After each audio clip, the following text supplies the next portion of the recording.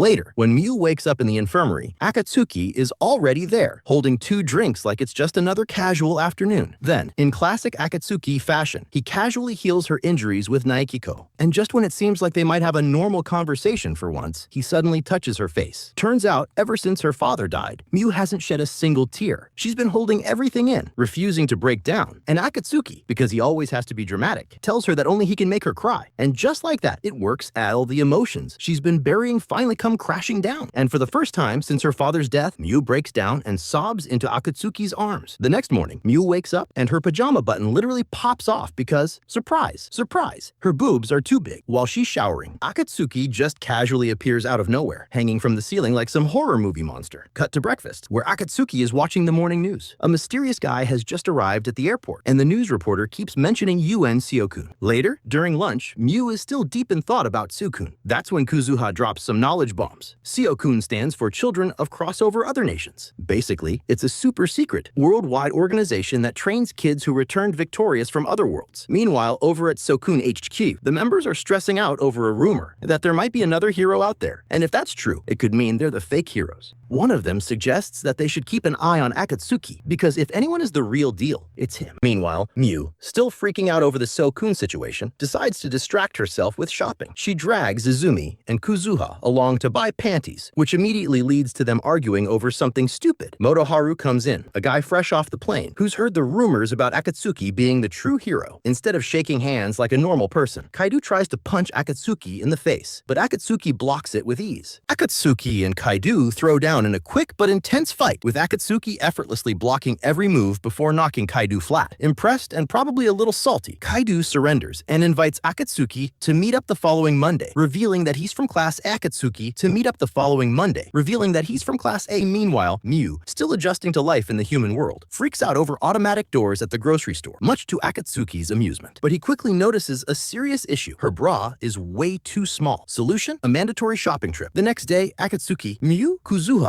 and Izumi hit the mall for a little retail therapy. Since Miu has no clue about her bra size, Izumi suggests getting measured. Shockingly, Miu insists that Akatsuki stay close, which is definitely not suspicious at all. While waiting for the shopping assistant, Miu realizes her chest has leveled up. After a quick tutorial on proper bra-wearing technique, she accidentally rips the expensive bra she's trying on. And just when you think it can't get worse, Akatsuki drops in from the ceiling. Miu screams, but no one hears. He tells her to fess up and pay, but when she sees the price tag, she panics. The assistant returns. Miu shoves her out, and Akatsuki, ever the problem solver, reminds her that in the human world, she actually has to apologize for things. Just as things start calming down, Haruka appears in a very revealing bra, sending her into a screaming fit when Akatsuki gets an eyeful. Thinking fast, he distracts the assistant by claiming Miu needs a new bra, 3 sizes bigger. Instead of running, Akatsuki whips out his Renkai Kikikicho technique to fix the situation. He personally helps Miu into the new bra, and luckily, the assistant decides not to charge them for the destroyed one. But Miu still feels guilty, so she tears up. Akatsuki reassures her she's family now, and family doesn't let each other take all the blame, until Haruka shows up again to scold him. Just when things seem to be wrapping up, Akatsuki casually reveals that he swiped everyone's bras and panties. Before he can revel in his victory, Miu, in a fit of embarrassment, whacks him over the head with her staff. Later, the group enjoys pizza while discussing the upcoming ranking tournament. Miu explains the rules to Akatsuki, who clearly wasn't paying attention. Turns out, it's a 4-person team format, and nobody wants to team up with Akatsuki except Miu. So, like it or not, he's in. That night, after showering, Miu puts on the pajamas Akatsuki bought her, and he totally approves. She flips on the TV, only to find a special crossover episode where Akatsuki is busy wrecking the cast of Queen's Blade. Rebellion. Annoyed, she promptly turns it off. Some things are just too much. It's a rainy day,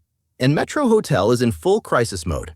Evacuations, security guards on edge, the whole shebang. Amidst the chaos, the hotel manager finds Kyuya, who apparently just casually wandered off. Turns out, he was busy freezing a criminal in the bathroom with his ice magic. No big deal.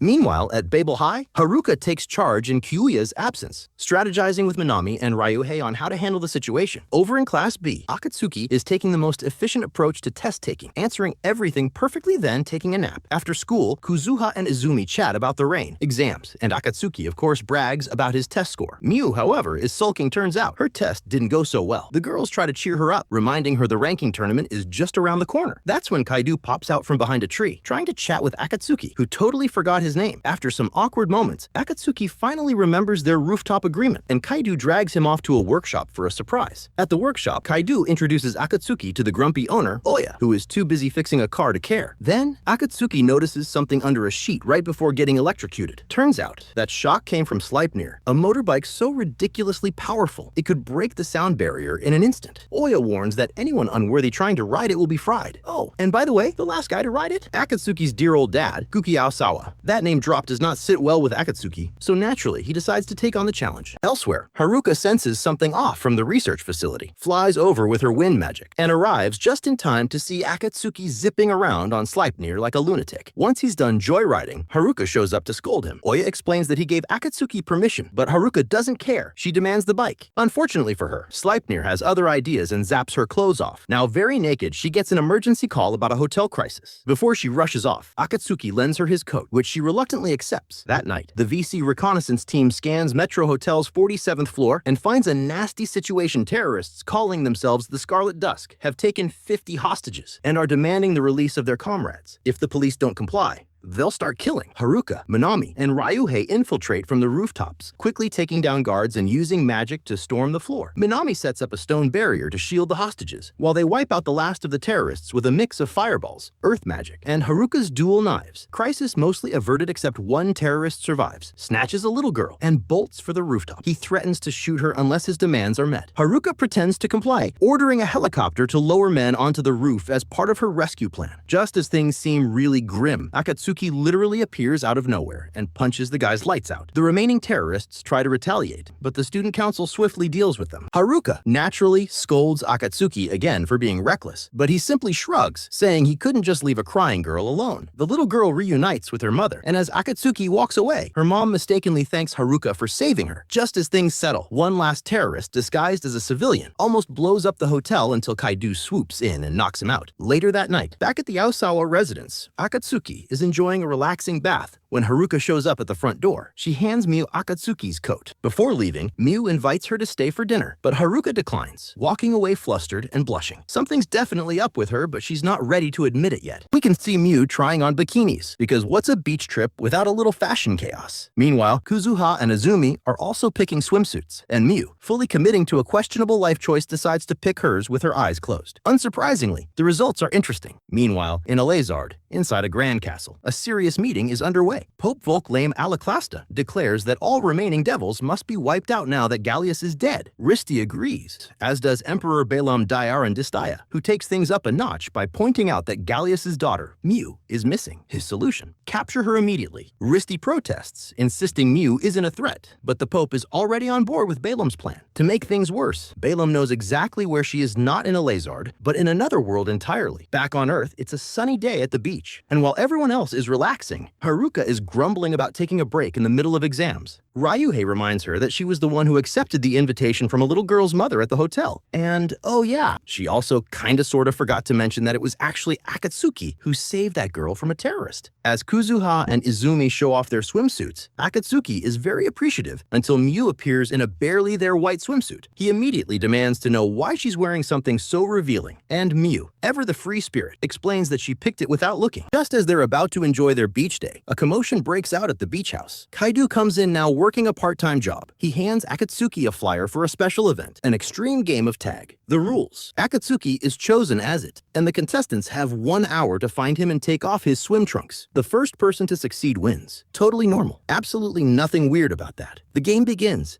and Akatsuki immediately leaps off a cliff, triggering a Valkyria flashback. The first two girls track him down, but Akatsuki, always one step ahead, flips the script and grabs their bras instead, leaving them exposed. He escapes, only to run into more challengers, who quickly realize that catching him is basically impossible. With effortless skill, he dodges, snatches even more bras, and takes out the other male contestants like a total legend. Back in Alezard, Risti explains that Miu was taken to another world through a dimensional gate, and that only a certain someone is powerful enough to cross between worlds. Balaam, connecting the dots, realizes exactly who she's talking about. Back at the beach, most contestants are eliminated, leaving only Miu, Kuzuha, Izumi, and Haruka in the game. Izumi comes up with a plan. She and Kuzuha will take on Akatsuki, while Miu and Haruka rest. Kuzuha fires a sand cannon, Izumi launches a water attack, and Akatsuki dodges everything. He nearly removes Izumi's top, but gets caught in a trap. Just when the girls are about to finally grab his trunks, he pulls a sneaky move, emerging from the sand and snatching Izumi's bra instead. Before he can continue his rampage, Kaido steps in, reminding him that if Kuzuha's swimsuit is removed, the show he's filming will be cancelled. With that in mind, Akatsuki backs off and shifts his focus to Haruka. Haruka, now in full panic mode, hides in the women's shower room, where Minami is casually rinsing off. Akatsuki finds Haruka, but just as he's distracted by Minami stepping out, Haruka tries to seize the opportunity, only to slip on some soap. Akatsuki catches her, and then, without missing a beat, grabs her bra. Now it's down to just Miu and Akatsuki. Miu attempts to hide underwater, but Akatsuki sneaks up behind her and helpfully covers her chest. Time's up. Since they're both in the water, the contest ends in a draw. Ever the smooth operator, Akatsuki just scoops Miu up and takes her home. Back in a Lazard, Emperor Balaam is making moves. He introduces his new hero, Phil Barnett, another guy from Earth, meaning he has the ability to travel between worlds. Balaam orders Phil to go to Earth, capture Miu, and kill Akatsuki if he gets in the way. Risty objects, insisting that Akatsuki is the real hero, but Balaam dismisses her, arguing that Leon Asperio, who died trying to defeat Gallius, was the true hero. Not only does he call Akatsuki a rogue and a traitor, but he flat out insults his entire existence. Before Phil embarks on his mission, Zex, the Surefight Empire's commander-in-chief, steps in and challenges him to a fight to test his strength. Starting in a Lazard, where Zex Doltrake is itching to see what Phil can do, Phil doesn't waste time. He casually obliterates the guards behind him with a single blow. Just as he's about to throw hands with Zex, Emperor Balaam steps in like, nah, that's enough. Our real problem is Akatsuki, and he's not even here. With that, Phil heads straight for the dimensional gate, ready to crash land on Earth, leaving Risty absolutely stressing over what's about to go down. Meanwhile, over at Baybell High School, Akatsuki is minding his own business when Kaido pops up behind him. He casually drops the bomb that Akatsuki has to participate in the Baybell ranking tournament like everyone else. Oh, and every dude in school has basically decided that Akatsuki is the final boss they need to take down. Akatsuki, completely unfazed. He's already planning to wipe the floor with everyone in one hit and walk straight into Class A by the end of the tournament. Kaido? Not sure if he has to fight Akatsuki himself, which, let's be real, is a very valid concern. Miu calls Akatsuki over to meet with her, Kuzuha, and Izumi. The girls are not thrilled because every guy at school is checking Miu out, especially since her uniform is about one wardrobe malfunction away from being NSFW. Kaido adds that even some Class A students, including the student council, are entering the tournament, though they won't fight until later. Speak of the devil, and they appear. Kiuya, Haruka, Minami, and Ryuhei make their grand entrance. Kiuya immediately clocks that Akatsuki has formed his own squad. Akatsuki tries to challenge him to a fight right then and there, but Kiuya shuts it down. He's got an important Seokun meeting to attend. However, Kiuya does promise to throw down on the final day of the tournament. But before Akatsuki can get to him, Haruka makes it clear he'll have to get past her, Minami, and Ryuhei first. Akatsuki absolutely down for the challenge. As the student council leaves, Haruka pulls Miu aside for a little girl talk. Kiuya also leaves, probably already hyping himself up for the inevitable showdown with Akatsuki. Then, the tournament officially begins, and the organizer explains the rules. Fight whoever, take breaks if you want, and if you take down someone ranked higher than you get promoted. If you lose and can't continue, you're out. Also, no cheating, they're being monitored. Miu is completely lost when she hears about lifted restrictions, but Kuzuha explains that their ADs don't just summon weapons, they also change their outfits into battle armor. Miu is not happy about this realization because, of course, her battle armor is barely covering anything. Akatsuki, being Akatsuki, teases her by loudly announcing that she must have been watching questionable anime and trying on very specific kinds of swimsuits. Miu's mortified. The Baybell ranking tournament kicks off, and Kuzuha, as the team leader, along with Izumi and Miu,